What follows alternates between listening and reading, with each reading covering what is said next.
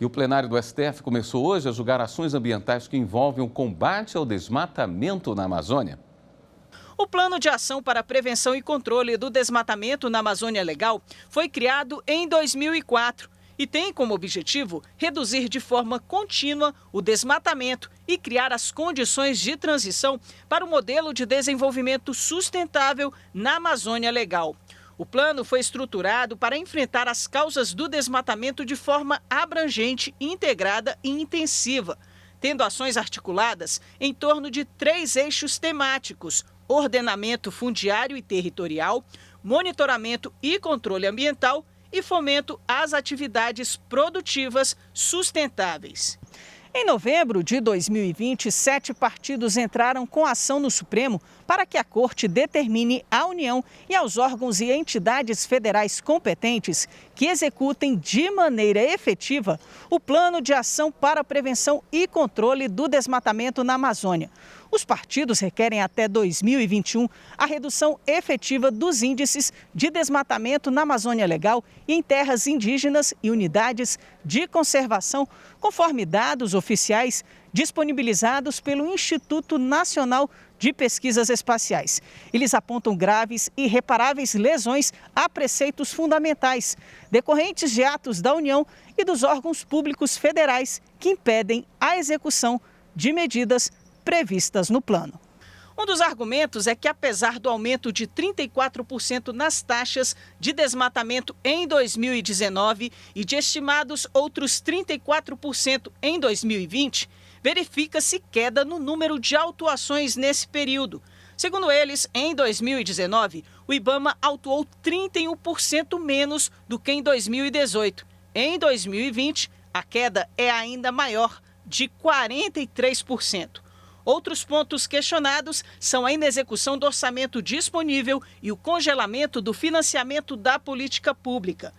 Logo no início da sessão do julgamento conjunto da DPF e da ADO sobre o mesmo tema, a relatora do caso, ministra Carmen Lúcia, na leitura do relatório, fez algumas observações. Com relação ao meio ambiente, especificamente, as instituições são destruídas por dentro, como cupim, sem que se mostre exatamente o que se passa.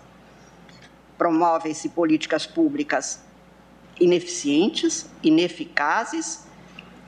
Eu chamo a atenção para este processo de destruição, que é acentuado nos casos de institucionalização democrática e que eu estou chamando de cupinização democrática, porque o que acontece nas florestas e na floresta amazônica, em grande parte, e aí o momento é de verificar se isso é debitado a alguma política ou não, é que nós temos a manutenção de espaços de florestas, não mais se destrói a corte raso, como se diz, porque aí nós temos a destruição inteira da floresta, mas nos últimos anos o que começou a acontecer foi a destruição por dentro, por isso eu chamei de cupinização. Nas sustentações orais, um dos advogados disse que é preciso impedir o avanço do retrocesso ambiental.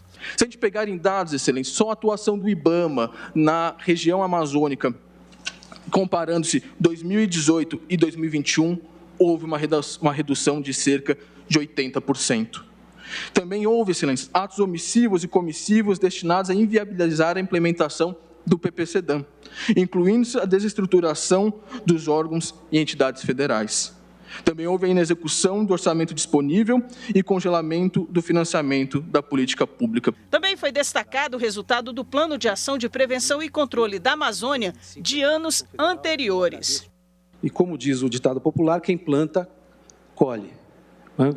Reduzimos em 85% o desmatamento na Amazônia entre 2004 e 2013.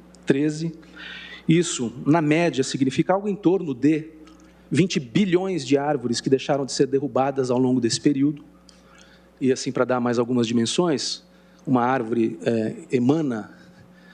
bombeia para a atmosfera entre 500 e 1.000 litros por dia. Nós estamos falando de 7 trilhões de litros de água por dia que essa floresta que deixou de cair, emanou para a atmosfera.